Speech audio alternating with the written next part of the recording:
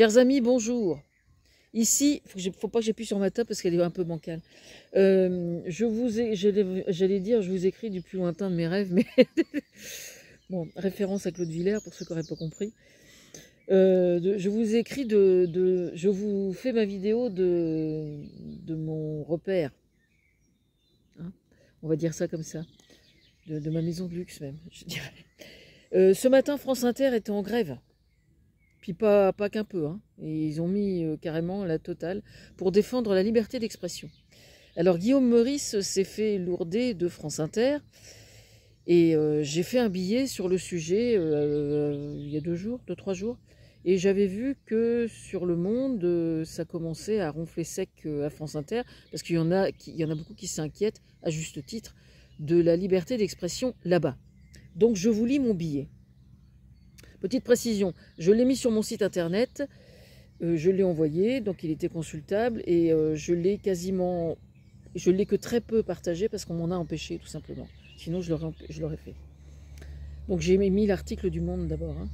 On aimerait t'en rire. Alors, titre du billet, évidemment, titre du billet. France Inter serait-elle en train de vendre son âme au diable?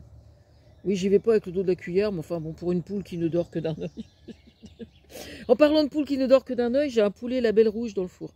C'est ce qui explique que je fasse ma vidéo dehors, parce que j'ai le four qui tourne et ça fait un peu de bruit. Donc contre les nuisances sonores, je fais ma vidéo au jardin. Voilà. On aimerait t'en rire. François Morel a bien essayé ce matin, donc c'était vendredi que j'ai fait le billet. Donc je mets le lien avec la chronique de François Morel.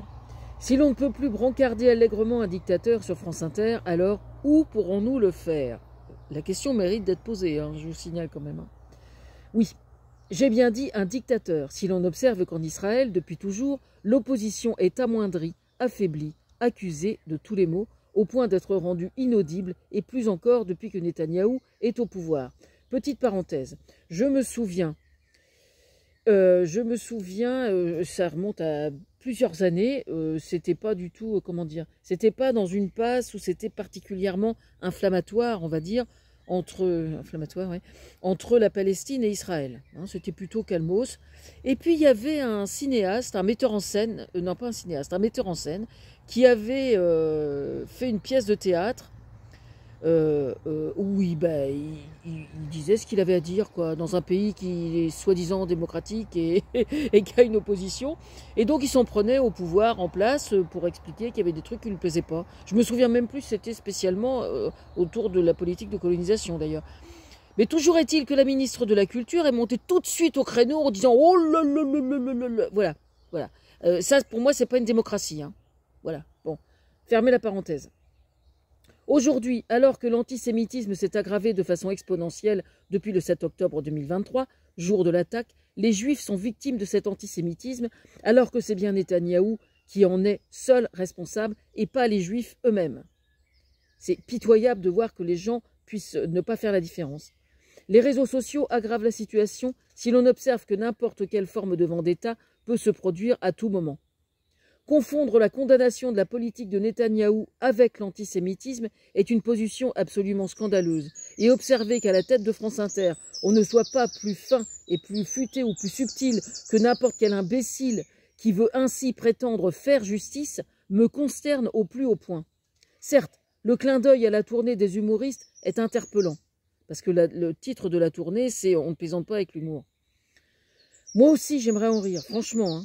France Inter n'a pas à se substituer à la justice, que je sache. De toute façon, il leur suffisait de laisser pisser le mérinos, comme on dit. Voilà tout. C'était donc si difficile que ça?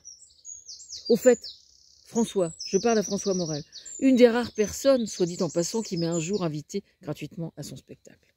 Il n'y en a pas beaucoup. Hein. Il y en a 2 ou 3, c'est tout. Dont Thomas Fersen une fois quand même, faut pas déconner non plus. Hein. Bon, mais c'est pas les seuls. Bon, au fait, François, dans les cafés, il n'y a plus de jukebox. Mais ils sont quand même parvenus, effectivement, à remettre une pièce. Je ne sais pas comment qu'ils ont fait.